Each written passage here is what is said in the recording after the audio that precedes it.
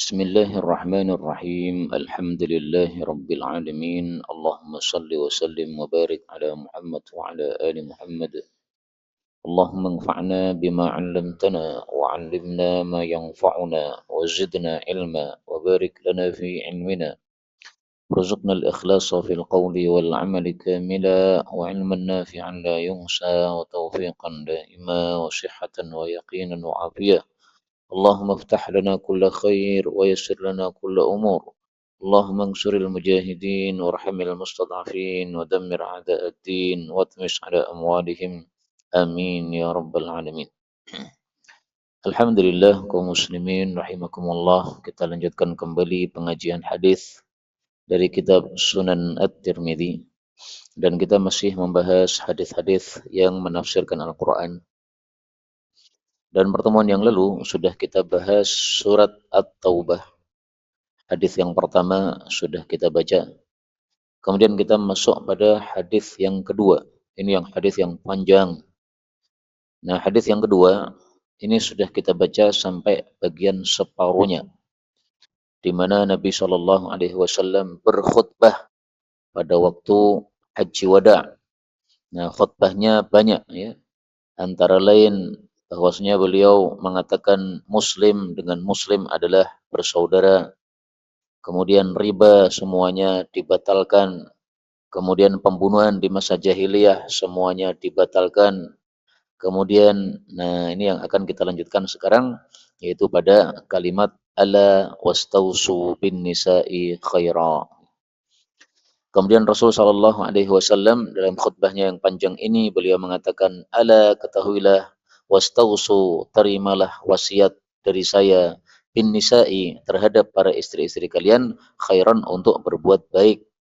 Fa innama, sesungguhnya tiada lain, hunna, mereka para istri itu, awanin, seperti tawanan-tawanan, indakum, yang ada pada kalian. Laisa tamlikun, kalian tidak memiliki, minhunna, terhadap para istri, syai'an, sesuatu apapun, ghaira dzalik, selain itu, yaitu menerima wasiat yang baik dari Nabi Shallallahu Alaihi Wasallam tadi. Kata-kata istausu ini bisa dua terjemah, Pak. Terjemah yang pertama, dan ini yang saya pilih, istausu ay qabulul wasiyah. Maksudnya adalah disuruh menerima wasiat dari Nabi Shallallahu Alaihi Wasallam. Beliau berwasiat supaya semua kita laki-laki berbuat baik kepada istri kita masing-masing. Jangan semena-mena terhadap istri. Mereka sudah banyak jasa kepada kita, ya. Yang mencucikan baju siapa? Yang masakkan nasi siapa? Yang memandikan anak-anak siapa? Yang dulang anak-anak siapa? Banyak pekerjaan mereka, maka kita balas dengan kebaikan. Kemudian tafsiran yang kedua, istausu itu artinya meminta wasiat. Artinya saling meminta wasiat antara satu dengan yang lain, saling memberikan wasiat dan saling meminta wasiat antara satu orang dengan orang yang lain. Kemudian kalimat ini, bahwa istri itu seperti tawanan, ini menunjukkan bahwa seorang istri tidak boleh keluar dari rumah kecuali dengan izin suaminya. Sebagaimana tawanan itu tidak mungkin keluar tanpa izin dari orang yang menahan atau menawannya. Tapi izin itu ada dua macam, ya. Ada izin yang jelas, saya minta izin, kemudian suaminya mengatakan ya silahkan. Ada juga izin yang mafhum. Jadi setiap pagi istri kita keluar untuk cari lauk, nah, kita sudah maklum seperti itu. Nah, sehingga tidak perlu minta izin lagi karena sudah mendapatkan izin yang mafhum, yang sudah dipaham. Kemudian beliau mengatakan illa, kecuali ayatina, bahwasanya mereka para istri itu melakukan bifahishatin mubayyinatin, satu perbuatan keji yang nyata. Yang dimaksud di sini adalah perbuatan zina. Tidak harus zina, Pak, ya. Jadi perbuatan-perbuatan keji selain zina pun juga masuk di dalam kata-kata fahisyah ini. Fa in fa'alna, kalau mereka melakukan perbuatan keji, fahjuruhunna, maka singkirilah mereka para istri, fil madaji', dalam tempat tidur. Maksudnya bagaimana? Kata Ibnu Abbas, maksudnya tetap tidur dalam satu ranjang tetapi tidak menghadapkan wajah kepada istri. Jadi disingkuri. Kita menghadap ke arah tembok, kemudian istri kita kasih punggung. dan tidak diajak bicara. Meneng tok, seolah-olah apa? Kita tidur bersama guling, nah, nggak bicara sama sekali. Tafsiran yang kedua, bahwasanya menyingkiri dalam tempat tidur itu artinya tempat tidurnya dipisah. Jadi misalnya kita biasanya satu tempat tidur, nah kita pindah kepada tempat tidur yang lain, ya kita pindah pada kasur yang lain sehingga tidak satu ranjang lagi. Wadribuhunna, dan pukullah para istri dorban dengan pukulan ghairu mubarrih yang tidak melukai. Nah, maka memukul di sini tujuannya untuk mendidik, bukan untuk menyiksa. Sehingga tidak boleh mengeluarkan darah, tidak boleh menyisakan bekas, tidak boleh meretakkan tulang. Nah, ini semuanya termasuk dari mubarrih, apa? Pukulan yang bisa melukai. Fa in ata'nakum, kalau mereka sudah mentaati kalian, fala tabghu, maka janganlah kalian itu mencari-cari alaihinna, atas mereka, atas memadoroti mereka, sabilan, akan jalan. Jadi jangan cari-cari kesalahan istri, jangan cari-cari jalan supaya bisa memukuli istri, enggak boleh. Ala ketahuilah, wa inna, dan sesungguhnya, lakum, bagi kalian para suami, ala nisaikum, kewajiban istri kalian, haqqan, ada hak. Walinsaikum, dan bagi istri kalian, alaikum, kewajiban kalian, haqqan, juga ada hak. Nah, kemudian dirinci oleh Nabi, fa amma haqqukum, adapun hak kalian para suami, ala nisaikum, yang menjadi kewajiban para istri kalian adalah ada dua yang disebutkan oleh Nabi SAW. Yang pertama, fala yuti'na, janganlah mereka itu menempatkan furushakum, pada kasur-kasur kalian, man takrahun, orang yang kalian tidak sukai. Siapapun juga dia, suami tidak suka kalau anak-anaknya naik di kasurnya suami, maka anak-anak jangan diizinkan naik di kasurnya suami seandainya suami tidak suka. Karena kan macam-macam manusia, Pak. Ada yang mengizinkan anak-anaknya masuk kamar tidurnya, ada juga yang tidak, macam-macam. Bahkan juga termasuk mertua. Mertua artinya apa? Eh, bapaknya istri. Kalau suami tidak senang bahwasanya mertuanya itu tidur di kasurnya dia, maka jangan persilahkan bapakmu sendiri untuk tidur di kasurnya suamimu tersebut, ya, karena dilarang oleh Nabi Shallallahu Alaihi Wasallam.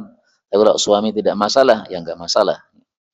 Kemudian yang kedua, wala ya'dhanna, dan janganlah mereka para istri memberikan izin fi buyutikum, pada rumah-rumah kalian wahai suami, liman takrahun, bagi orang yang kalian tidak sukai.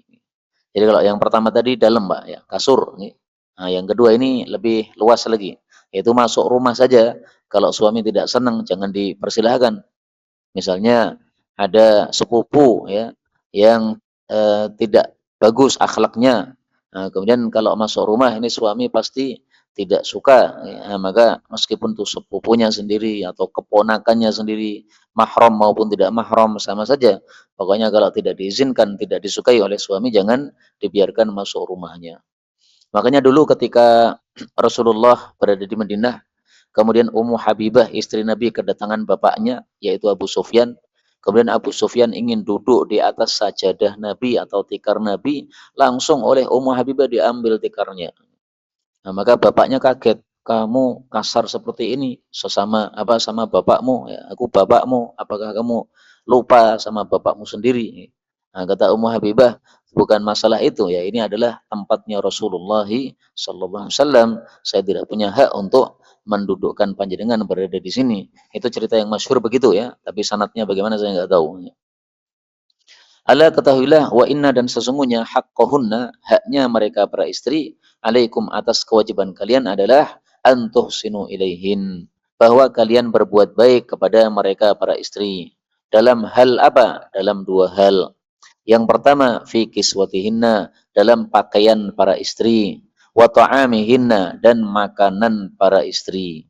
Jadi artinya makanannya dicukupi, kemudian pakaiannya dicukupi.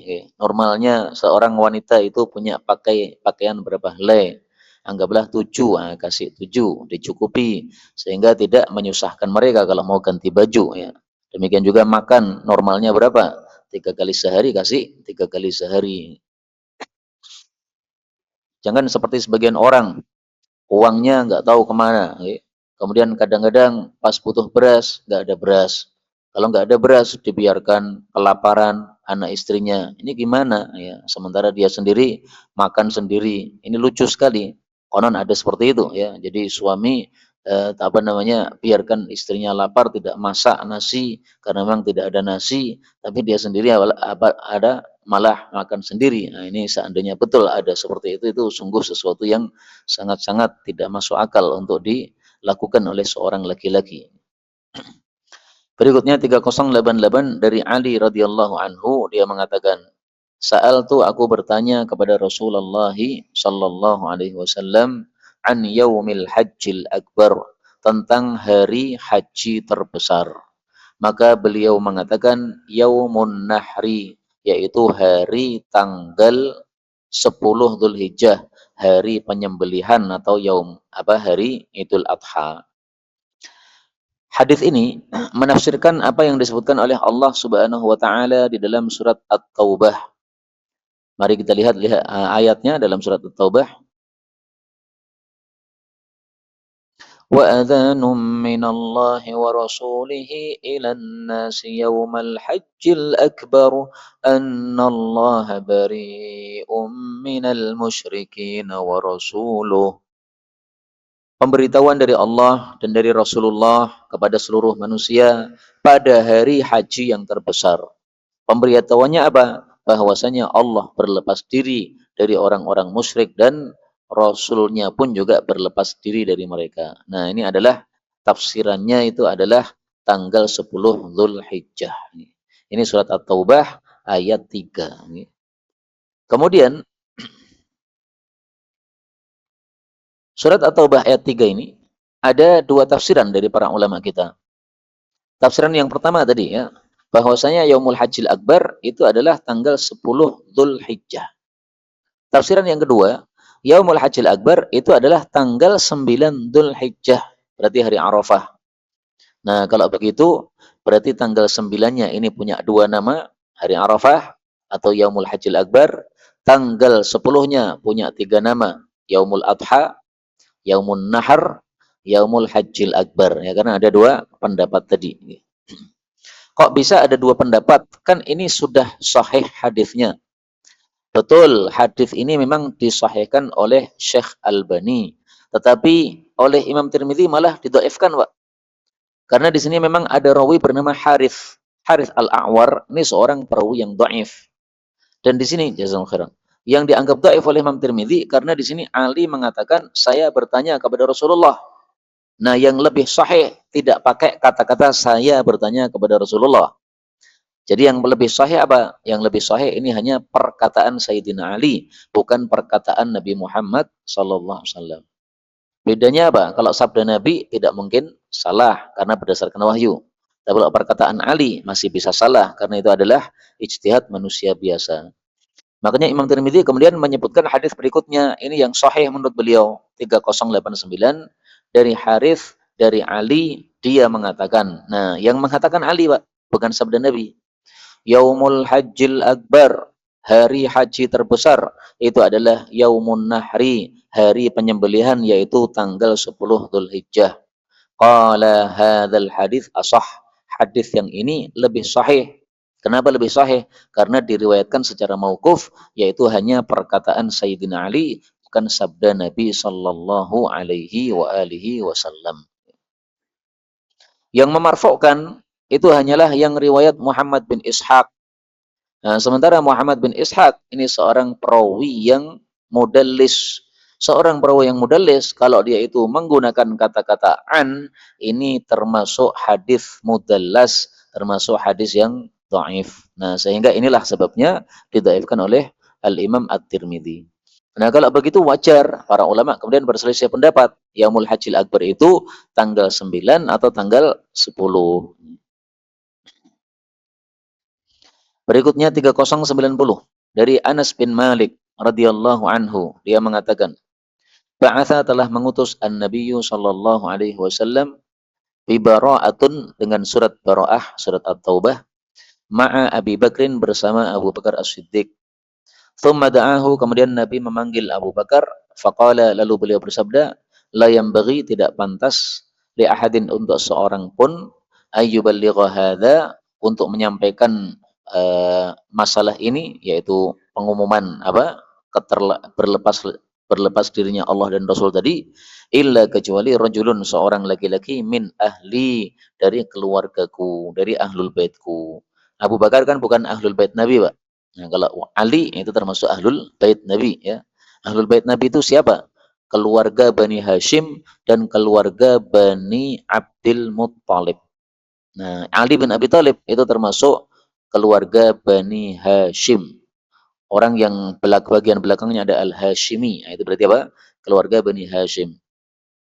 Kenapa Nabi mengatakan tidak pantas menyampaikan ini kecuali hanya keluarga beliau? Karena ini sudah menjadi adat kebiasaan orang Arab.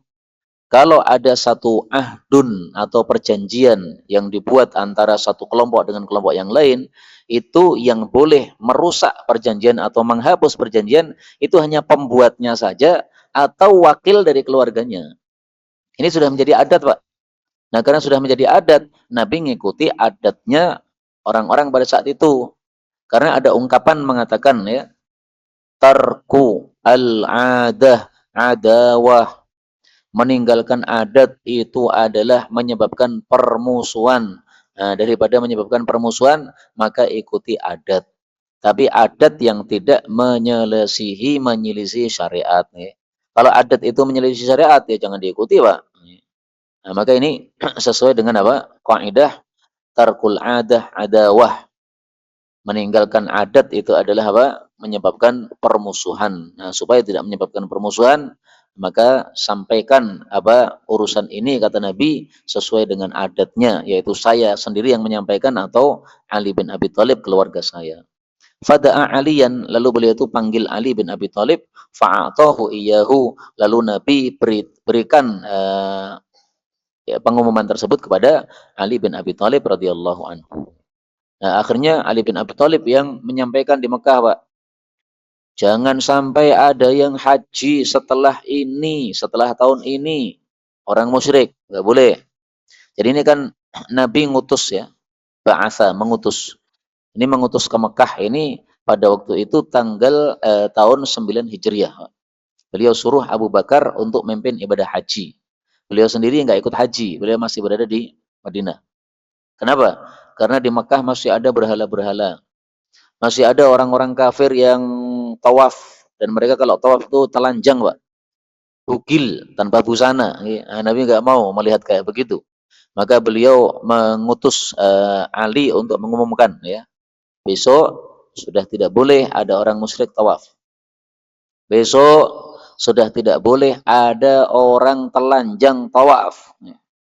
Kemudian berhala-berhala dibersihkan oleh Rasulullah Shallallahu Alaihi Wasallam. Kalau berhala-berhala sudah dibersihkan pada waktu Fathu Makkah, mohon maaf.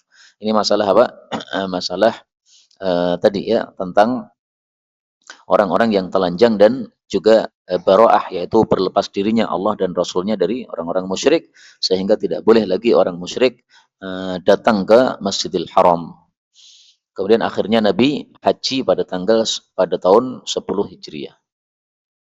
Berikutnya 3091.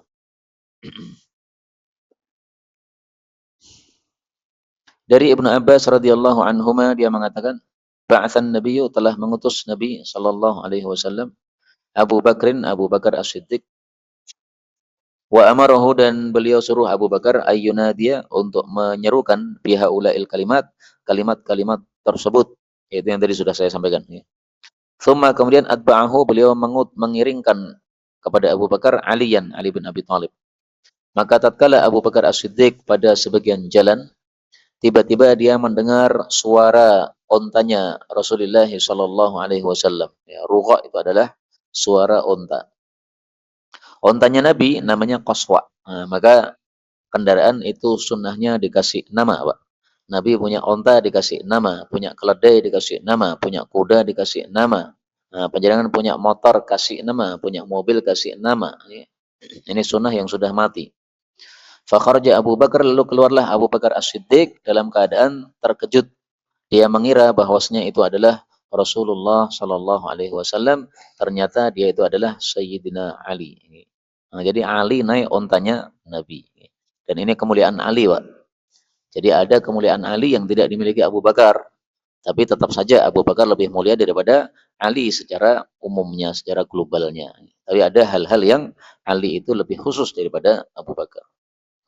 Lalu Ali menyerahkan kepada Abu Bakar suratnya Rasulullah Sallallahu Alaihi Wasallam dan Nabi menyuruh Ali bin Abi Thalib untuk menyerukan kalimat-kalimat tersebut.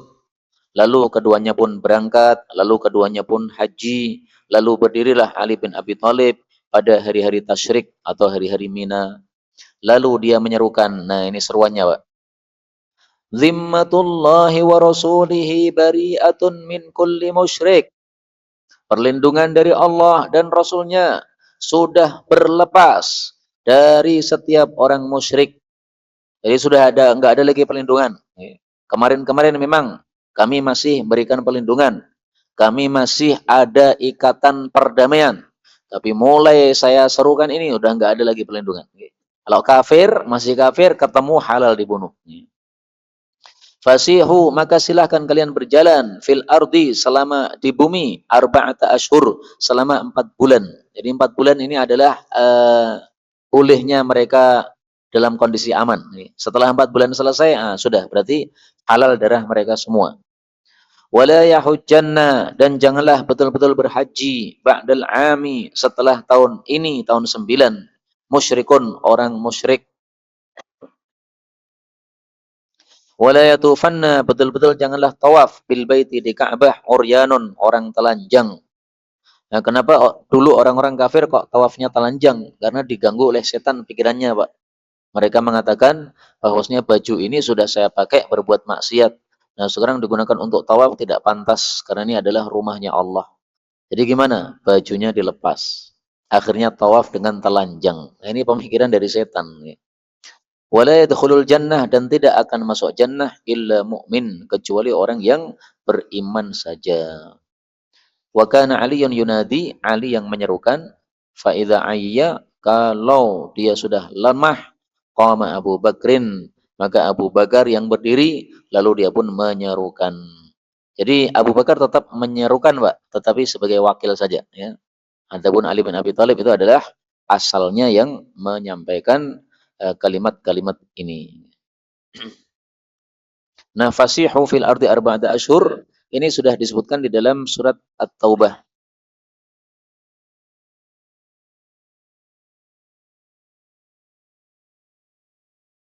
Ayat 2 ya. Fasihu fil ardi arba'ata ashhurin wa'lamu annakum ghairu mu'jizillah wa annallaha mukhzil kafirin. Nah, maka ini hadis menafsirkan surat At-Taubah ayat 2. Sehingga Ashhurul Hurum, ya, bulan-bulan haram yang dimaksud dalam kisah ini berbeda dengan bulan-bulan haram yang biasa kita kenal. Bulan-bulan haram yang biasa kita kenal apa? Dzulqa'dah, Dzulhijjah, Muharram, sama Rajab.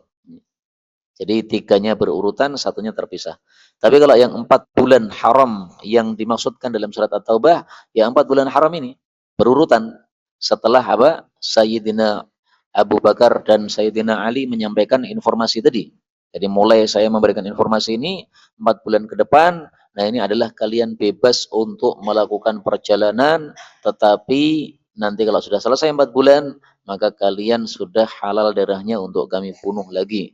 Kalau tidak mau dibunuh, silahkan masuk Islam. 3092. Dari Zaid bin Yuthai, dia mengatakan, kami telah bertanya kepada Ali, dengan apa kamu diutus pada waktu haji? Maka dia mengatakan, bu'ithtu bi arba'.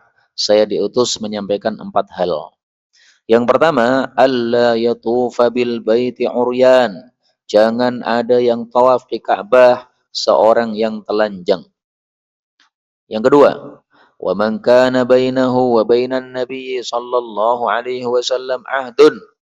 Barang siapa yang antara dia dengan Nabi sudah ada perjanjian sebelumnya, fahuwa ila muddatih, maka perjanjian itu sampai masanya. Jadi sesuai kesepakatan kemarin berapa? Misalnya 2 bulan ya, 2 bulan. Misalnya 1 tahun ya, 1 tahun. Wa man lam yakun lahu ahdun, barang siapa yang tidak memiliki perjanjian bagi dia, fa ajaluhu arba'atu ashhur, maka waktunya, temponya hanya 4 bulan. Nah, inilah yang disebut sebagai 4 bulan haram yang disebutkan pada surat At-Taubah ya. Berarti mulai dari apa? Eh, Ali mengatakan ini bulan Dzulhijjah, Muharram, Safar, Rabiul Awal. Kemudian Rabiul Akhir juga masuk sedikit karena ini sudah akhir dari Dzulhijjah. Kemudian yang ketiga, wala yadkhulul jannata, dan tidak masuk jannah illa nafsum mu'minah, kecuali jiwa yang beriman. Dalam hadis yang lain kalimatnya bukan mukminah tapi muslimah. Coba kita cari ya lafalnya di mana itu yang muslimah.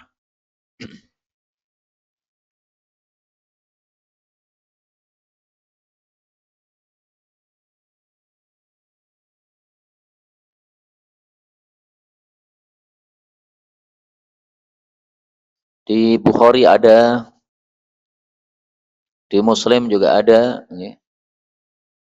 Nah, maka dari sini diambil pelajaran bahwasanya mukmin dan muslim itu bisa saling menggantikan. Kita mengucapkan mukmin dengan makna muslim boleh, mengucapkan muslim dengan makna mukmin boleh.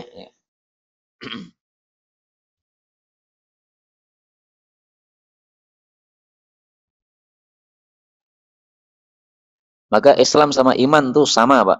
Kecuali kalau dua-duanya disebutkan ya. Kalau iman dan Islam disebutkan, baru ini dua hal yang berbeda. Contohnya pada surat Al-Hujurat. Qalatil a'rabu amanna. Qul lam tu'minu walakin qulu aslamna. Nah, di sini disebutkan iman sama Islam. Nah, kalau disebutkan dua-duanya, iman itu yang tingkat tinggi, Islam itu yang tingkat rendah. Orang-orang yang Islam KTP, sholatnya kadang-kadang, itu Islam saja, belum sampai iman ya. Tapi yang rutin ke masjid, shaf pertama, jamaah tidak telat, nah itu adalah orang-orang yang sudah tingkatnya lebih bagus lagi. Ini yang keempat. Kemudian yang keempat, wala yajtami'ul musyrikun, dan tidak boleh kumpul orang-orang musyrik wal muslimun, dan orang-orang muslim ba'da amihim hada, setelah tahun ini. Jadi harus pisah antara muslim dengan orang-orang kafir. Yang dimaksud tahun ini adalah tahun 9 Hijriyah. Nah, kemudian tahun 10-nya baru kemudian Nabi SAW memimpin haji yang namanya haji wada, haji perpisahan.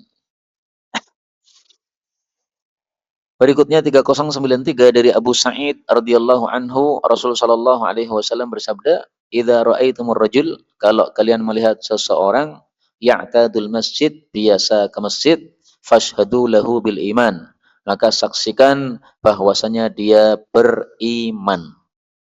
Sebelum saya lanjutkan, ketahuilah bahwa sanad hadis ini dhaif. Kenapa? Karena di sini ada sanad Darraj dari Abul Haytham. Sanad Darraj dari Abul Haytham ini adalah sanad dhaif. Tapi meskipun dhaif, makna hadis ini sahih. Kenapa? Karena sesuai dengan ayat Quran. Qala Allah Ta'ala, berkata Allah Ta'ala, "Innama ya'muru masajidallahi man amana billahi wal yawmil akhir." Ini masih sabda Nabi tadi ya. Allah mengatakan, sesungguhnya tiada lain yang memakmurkan masjid-masjid Allah adalah orang yang beriman kepada Allah dan hari akhir. Nah, berarti kalau kita sering ke masjid, memakmurkan masjid, berarti kita punya iman. Kalau dibalik, yang tidak memakmurkan masjid, berarti tidak punya iman. Terus punyanya apa? Islam tok. Islam punya, karena dia masih sholat sebenarnya, tapi di rumah, nggak pernah ke masjid. Nah, kalau ke masjid, nah itu berarti sudah punya iman kepada Allah Subhanahu wa Ta'ala. Kemudian hadis ini juga diriwayatkan dengan lafal yang lain, yaitu yata'ahadul masjid, yang dia menjaga masjid. Menjaga masjid maksudnya terbiasa ke masjid. Ya. Jadi mondar-mandir ke masjid, bolak-balik ke masjid. Ada sholat, datang ke masjid. Ada pengajian, datang ke masjid. Ada tadarusan, datang ke masjid. Ya, mondar-mandir begini, ini menunjukkan tanda iman kepada Allah Subhanahu wa Ta'ala. Bahkan saya lihat di Masjid Mujahidin di kampung saya itu ada seseorang yang sesudah tua ya beliau. Beliau kalau habis sholat itu pasti baca Quran. Nah kalau sudah baca Quran itu Pak, itu Qurannya nggak ditutup Pak, masih terbuka. Seolah-olah Pak, dia niatan nanti saya akan sholat lagi dan saya akan lanjutkan baca lagi. Jadi saya biarkan beliau Qurannya terbuka, nggak apa-apa ya, nggak ada masalah, tidak mengganggu orang lain karena ditaruh di soft paling belakang. Ya. Sehingga setelah selesai dia sholat, sebelum pulang dia buka lagi, kemudian dia baca lagi. Nah, orang seperti ini tanda-tanda dia termasuk orang-orang yang iman kepada Allah Subhanahu wa Ta'ala. Berikutnya 3094 dari Thauban, dia mengatakan, tatkala turun ayat ini, walladzina yaknizuna adh-dhahaba wal fiddah, orang-orang yang menyimpan emas dan perak dan tidak menginfakkannya, maka silahkan diberi kabar gembira masuk neraka. Nah, itu lanjutannya, ya, sekitar itu. Maka Thauban mengatakan, kami dulu bersama Nabi Shallallahu Alaihi Wasallam di sebagian safar-safar beliau. Lalu berkatalah sebagian sahabat-sahabat beliau, ayat ini diturunkan dalam masalah emas dan perak. Kalau kami mengetahui harta apa yang paling baik, maka kami akan mengambilnya atau menyimpannya. Nah, maka Rasulullah bersabda, afdaluhu, yang paling afdolnya harta, bukan emas, bukan perak. Kenapa? Karena kalau emas perak kamu simpan-simpan, tidak dikeluarkan zakatnya padahal nisab, masuk neraka. Nah, berarti bukan harta yang paling afdal. Harta yang paling afdal adalah satu lisanun dzakir, lisan yang berzikir. Lisan ini disebut oleh Nabi termasuk harta, Pak. Karena pertanyaannya para sahabat kan harta kan. Harta apa yang paling bagus? Nah, kata Nabi, yang paling bagus ini, harta paling bagus lisan yang berzikir. Dan lisan disebut harta ya masuk akal Pak, nggak ada nilainya. Kalau seseorang itu berbuat kriminal kepada orang lain, kemudian lisannya, lidahnya dipotong misalnya, nah itu nilai satu lidah ini adalah 100 ekor onta. Nanti kalau dibuat rupiah mungkin 2 miliar atau berapa. Nah, maka lumayan ini harganya, lidah ini mahal. Sehingga jangan kita merasa melarat, miskin. Nah, kita punya harta yang banyak. Lidah kita ini nilainya 100 onta. Dua mata 100 onta. Satu hidung 100 onta. Dua telinga 100 onta. Satu zakar setiknya itu 100 onta. Masya Allah. Ini kalau anggota tubuh kita dipreteli berapa onta itu Pak. Banyak sekali Pak. Kemudian harta yang kedua, wa qalbun syakir, dan hati yang bersyukur. Nah, maka syukur itu di hati, Pak. Tapi kemudian merembet ke mulut, kemudian merembet kepada anggota tubuh yang lain. Makanya para ulama mengatakan, asyukru salasatun. Syukur itu ada 3. Yang pertama adalah bil lisan, dengan lisan. Mengucapkan alhamdulillah. Nah, kita mulai biljanan dulu ya. Biljanan dengan hati. Hati kita mengakui bahwasanya nikmat datang dari Allah.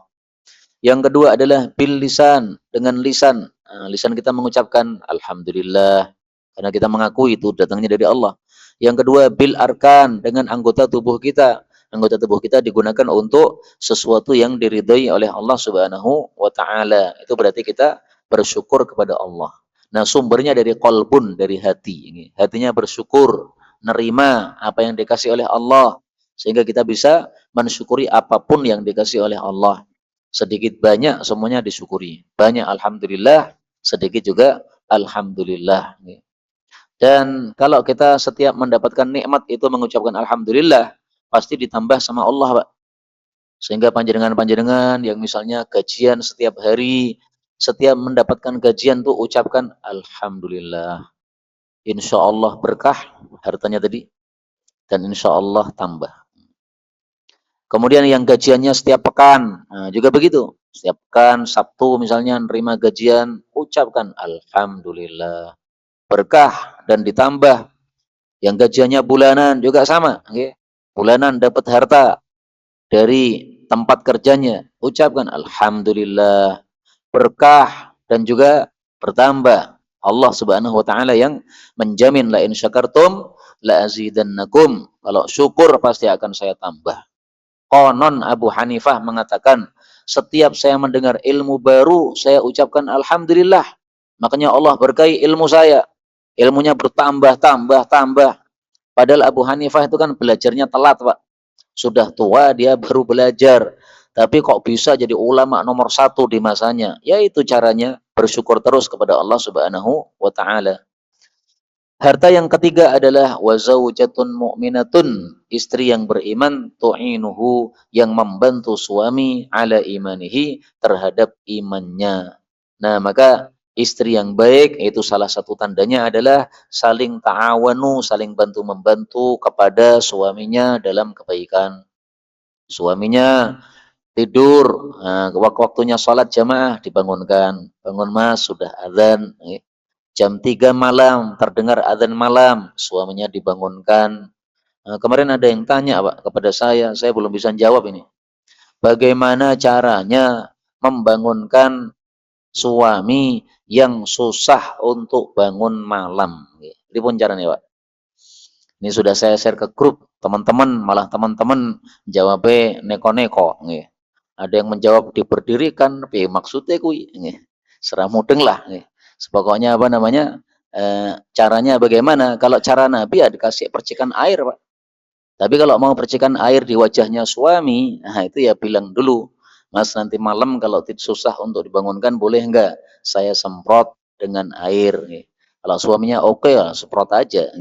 Kalau suaminya belum diberitahu kaget Pak. Kaget tangi-tangi langsung talak mungkin karena kagetnya. Jadi perlu apa? Perlu persiapan dulu kalau mau praktekkan hadis tersebut. Kaum muslimin rahimani wa rahimakumullah, dari sini kita ambil pelajaran juga bahwasanya anggota tubuh manusia yang paling penting dua, lisan dan hati. Dan uniknya lisan dan hati ini sama-sama disembunyikan oleh Allah. Lisan kita disembunyikan dalam mulut. Hati kita disembunyikan dalam tubuh. Nah, maka ini dua anggota tubuh yang paling penting. Dalam hadis yang lain, Rasulullah Shallallahu Alaihi Wasallam juga menyebutkan hal yang serupa. Beliau mengatakan khairun nas, sebaik-baik manusia, dzul qalbil mahmum, orang yang punya hati bersih, wal lisanis shadiq, dan lisan yang jujur. Nah, dua-duanya digabungkan oleh Nabi. Lisan sama hati.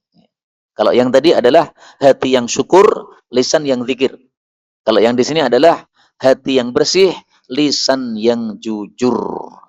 Nah, ini hadis riwayat Ibnu Majah sahih, dan ini menunjukkan betapa pentingnya dua anggota tubuh kita ini. Kalau dua anggota tubuh kita ini sudah baik, maka seluruh anggota tubuh yang lain akan menjadi baik. Tapi sebaliknya, kalau kedua anggota tubuh ini rusak, maka seluruh amal dan seluruh anggota yang lain pun juga akan menjadi rusak. Na'udzubillahi min syarri dzalik. Kemudian berikutnya 3095 dari Adi bin Hatim radhiyallahu anhu, dia berkata, saya datang kepada Nabi sallallahu alaihi wasallam dan pada tengkuk saya ada salib dari emas. Ini berarti orang kafir, Pak. Tapi waktu itu dia mau masuk Islam. Jadi sisa-sisa kafirnya masih ada. Salib itu sisa kafir. Pakai emas pada laki-laki, ya itu sisa kafir. Faqala, maka Nabi bersabda, ya Adi, wahai Adi, itrah, lemparkan, buang angka darimu hadzal wasan, patung ini. Nah, jadi salib itu termasuk patung, Pak.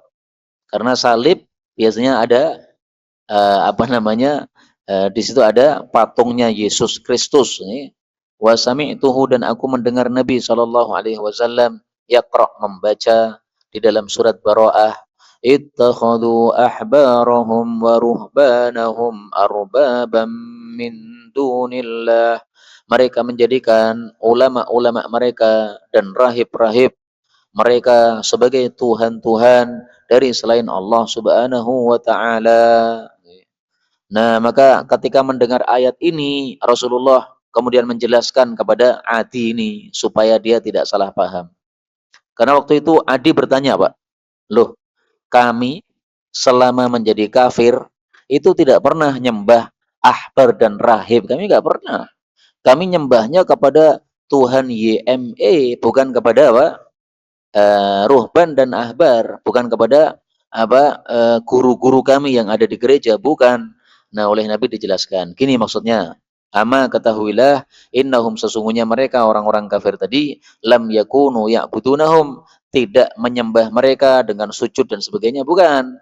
Walakin akan tapi kanu adalah mereka idza ahallu lahum syai'an kalau mereka halalkan bagi mereka sesuatu istahallu mereka pun menganggap halal hal tersebut.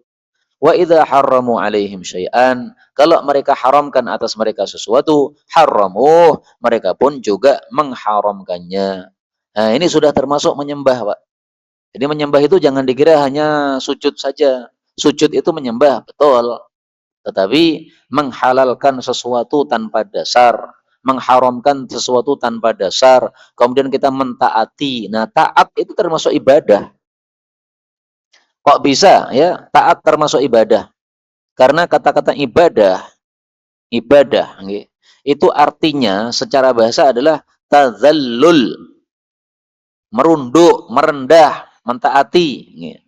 Nah, sehingga kalau ikut apa yang diucapkan oleh pemimpinnya, nggak peduli punya dasar atau tidak punya dasar, itu sudah termasuk menyembah.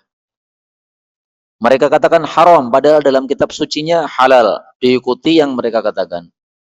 Pemimpinnya mengatakan halal, padahal di kitab sucinya jelas itu haram, mengikuti ucapan pemimpinnya. Nah, itu namanya menyembah. Sehingga yang dimaksud ittakhadhu ini tadi, ya menjadikan ahbar dan rohibnya sebagai Tuhan, yaitu dengan cara mentaati apapun yang mereka ucapkan. Karena itu kita tidak boleh melakukan seperti itu kepada ulama kita. Ya. Ulama-ulama kita, kalau pas salah, ya jangan diikuti, Pak. Kalau panjenengan tahu salah loh. Ya. Tapi kalau panjenengan tidak tahu, ya memang kewajiban kita sebagai orang yang tidak alim, tanyanya kepada orang yang alim. Tapi namanya orang yang alim itu manusia. Manusia bisa salah. Nah, pas salah itu jangan diikuti. 3096 dari Anas bin Malik radhiyallahu an bahwasanya Abu Bakar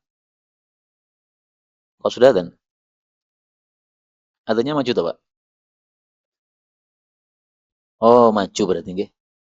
Karena biasanya kan 1920 kemarin-kemarin. Nah, ini berarti udah maju nggih.